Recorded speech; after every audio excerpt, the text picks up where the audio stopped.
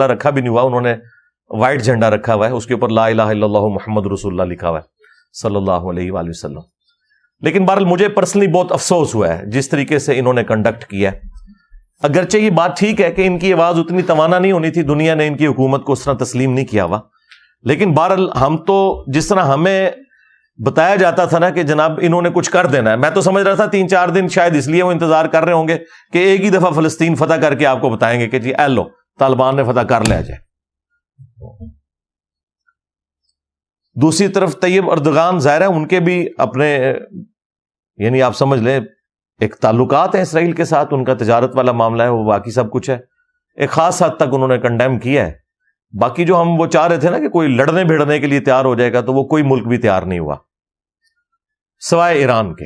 ایران تو آلریڈی لڑ رہا ہے کیونکہ یہ سارا کا سارا اسلحہ جو ہے نہ تو یہ اجمیر شریف والوں نے دیا ہے حماس کو, نہ بغداد شریف والوں نے, نہ دیوبند شریف نے, نہ بریلی شریف نے, تو نہ افغانستان شریف نے, تو نہ ترکی شریف نے, نہ پاکستان شریف نے. یہ سارے کا سارا اسلحہ انہیں ایران ہی دے رہا ہے. اور اندازہ کرے ایک سنی تحریک ہے حماس, سلفی سنی ہارڈ لائنر قسم کے, ایک اہل حدیث جماعت اسلامی کا ایک آف شوٹ آپ سمجھ لیں اخوان المسلمون کا, جن کی مصر میں حکومت قائم ہوئی تھی, اور سپورٹ کون کر رہا ہے؟ ایران. چلیں حزب اللہ کو اگر ایران سپورٹ کرتا تو ہم کہہ سکتے تھے کہ وہ شیعہ تنظیم ہے, یہاں تو سنی تنظیم, اور ہر فورم کے اوپر آ کے وہ آواز بلند کر رہے ہیں, مختلف ملکوں میں وہ اپنے وزیر خارجہ کو بھیج رہے ہیں, اور یہ وہ سارے کام تھے جو یہ پاکستان کے قلعے میں ہونے چاہیے تھے, جو کہتے ہیں اسلام کا قلعہ ہے. ہاں, اور یہاں اس وقت پریکٹیکلی کوئی بھی منتخب قیادت ہے ہی نہیں, بیان کس نے دینا ہے؟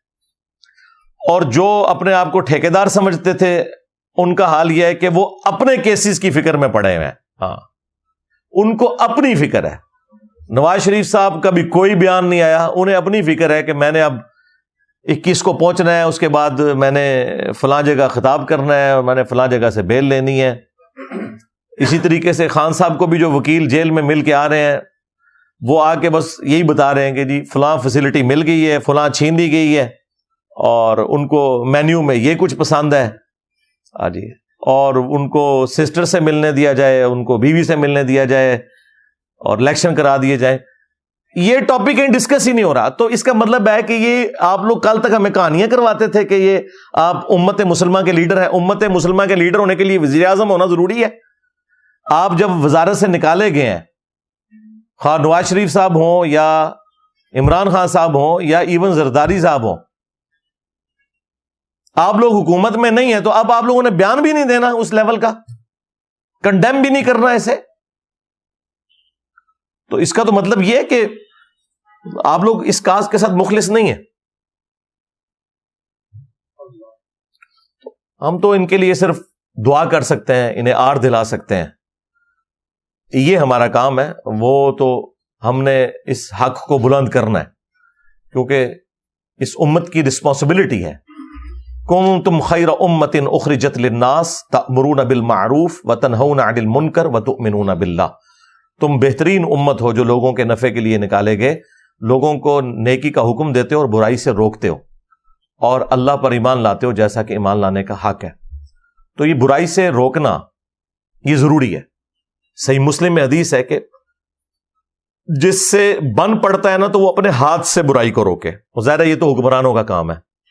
اگر کوئی ہاتھ سے نہیں روک سکتا تو زبان سے برائی کو روکے. زبان سے بھی نہیں روک سکتا تو کم از کم اپنے دل میں اسے برا جانے.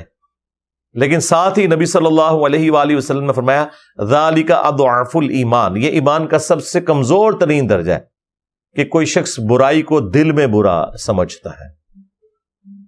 ہمارے استاد ڈاکٹر اسرار صاحب اسی پہ کہا کرتے تھے کہ یہ گونگا شیطان بننا ہے اگر کوئی شخص اپنی زبان بھی نہیں کھولتا حق کے لیے.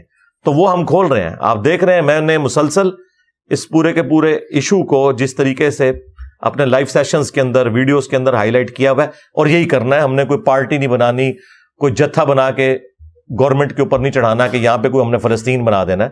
نہیں, اپنے بڑوں کو آر دلانی ہے کہ یہ آپ کی ذمہ داری ہے. آپ نے ان معاملات کو جس طرح بہتر سمجھتے ہیں اس طریقے سے لے کے چلنا ہے. ہم نے آپ کو گائیڈ نہیں کرنا، کیونکہ اوپر تو آپ لوگ بیٹھے ہوئے ہیں اور آپ کو پتا ہے کہ آپ نے اپنے ان معاملات کو کیسے لے کے چلنا ہے۔ یہ نہ ہو کہ قیامت والے دن کوئی کہہ رہا ہو کہ کاش میں دنیا میں لاوارث کسی فٹ پاتھ پہ مر جاتا اور پاکستان کا وزیر اعظم نہ ہوتا، یا چیف جسٹس نہ ہوتا، یا آرمی چیف نہ ہوتا۔ اس سے پہلے اس معاملے کو جس طریقے سے لے کے چلنا ہے وہ لے کے چلیں، ادروائز اللہ کے حضور پکڑے جائیں گے۔ ہم اس لیے ان چیزوں کو ہائی لائٹ کرتے ہیں، ہماری بات ظاہر ہے بڑوں تک پہنچتی ہے، ہم اپنا کم از کم فرض ادا کر دیں کہ قیامت والے دن اللہ کے حضور ہم اس حوالے سے نہ پکڑے جائیں، سیدھی سی بات ہے۔ اچھا، بعض لوگ جو ہے نا وہ اس جہاد اور قتال والے معاملے کو نیگیٹولی دیکھ رہے ہوتے ہیں